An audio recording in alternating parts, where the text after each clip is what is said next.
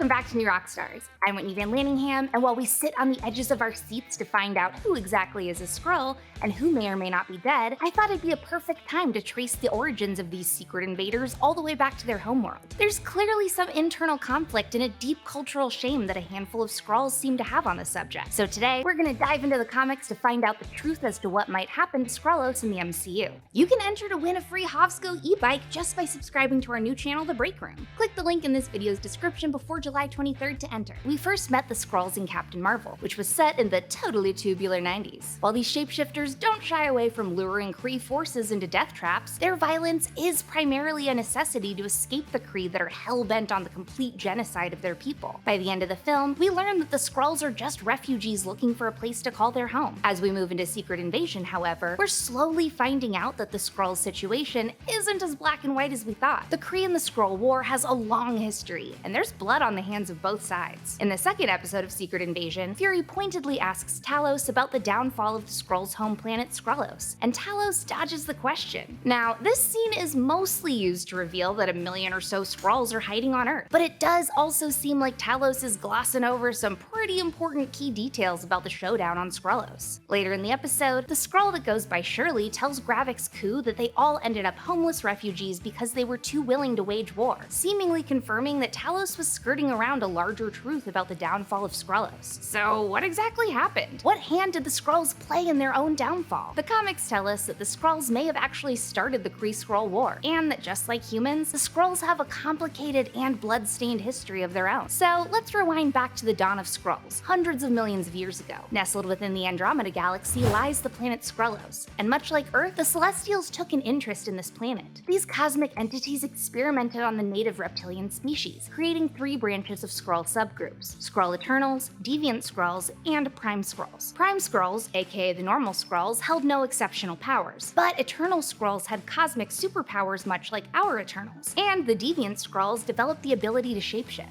From across the stars, Tantalus, the leader of another deviant race, called upon deviants to overthrow their counterparts, and the deviant Skrulls took their advice and started waging war on their genetic cousins. Prime and Eternal Skrulls were eradicated in a genocide, and the deviant Skrulls became the forefathers of the modern Skrull. The Skrulls then became a wide-sprawling, technologically advanced empire that colonized the galaxy. One planet they aimed to colonize was the Kree homeworld of Hala. Hala was actually home to two dominant sentient species, the Kree and the plant-based Kotati. For some reason, the Skrulls could only put down one species on their Galactic Partnership registration form, so they pitted the two races against each other. Each species was given a blank planet for 17 of their best minds to inhabit, and the group that brought the planet the farthest within a year would win, gaining representation with the Skrulls and access to their advanced tech. Basically, Skrull Emperor Dorrek I was like, "Show me what you've got," then sent the Kree out to play a game of civilization. The Kree mined the planet to build a city, while the Kotati communed with nature and built luscious gardens. Sensing that the Skrulls would favor the Kotati, the Kree turned their efforts towards eliminating their competition by force. Well, technically it was full-on genocide, which clearly seems to be a big theme here. Luckily, a few Kotati seeds survived, and their species was eventually able to repopulate. When Skrull Emperor Dorrek I returned, he was shocked by the Kree's violence. The Kree seized this opportunity to slay the Emperor and take the Skrulls' technology for themselves. This was the catalyst for the rise of the Kree Empire, and the start of the rivalry that fashioned both species into ruthless warriors. Unfortunately, due to the distance between both empires, this would be exacerbated into a million-year-long war, as generation after generation would use resources to take potshots at one another, but wouldn't have the resources to win the conflict. While it does seem like the Kree threw the first punch here, it should be noted that it's sorta messed up that the Skrulls pit the inhabitants of Hala against each other in a fight for supremacy, especially when you consider their own history with genocide. E-biking is a fun new form of transportation that's a perfect match for a fun new YouTube channel, The Break Room. Our friends at HOVSCO make the best e-bikes.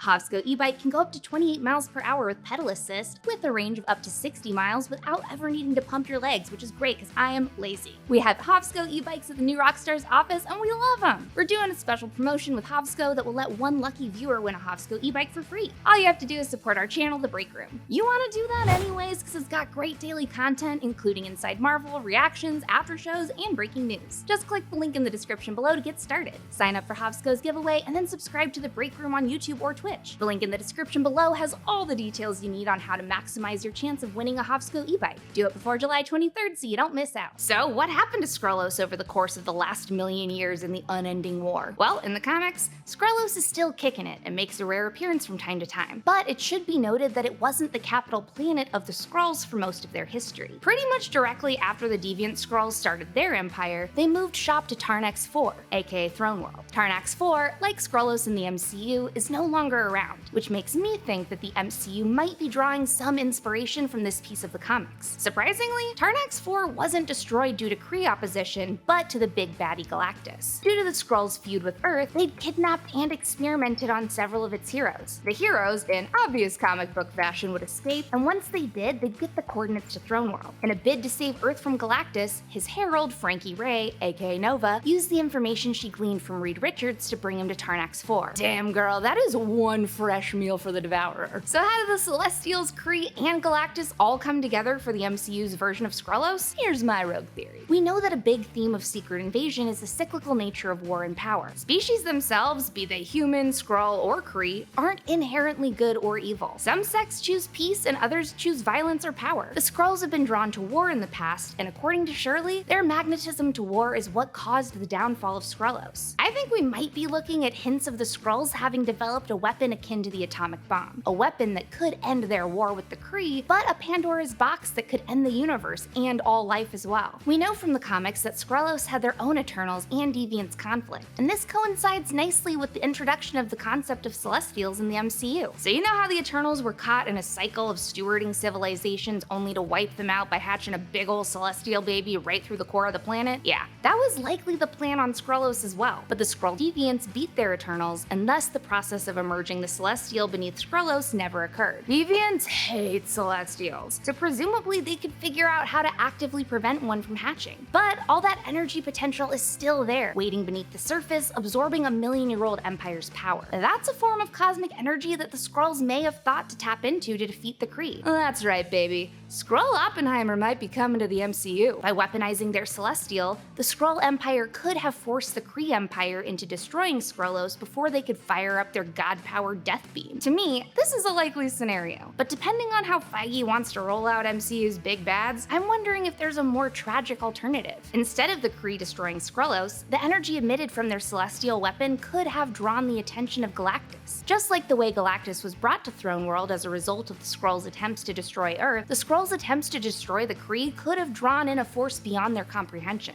To add insult to injury, in comic canon, Galactus is so powerful that mortals can only comprehend their visage by appearing as a member of their species. So humans see Galactus as a big baldy, but Skrulls would see them as a massive Skrull. A fitting image for a species that's bloodlust inadvertently brought about the destruction of their own homeworld. Something shameful that Talos doesn't feel is worth sharing with Fury just yet.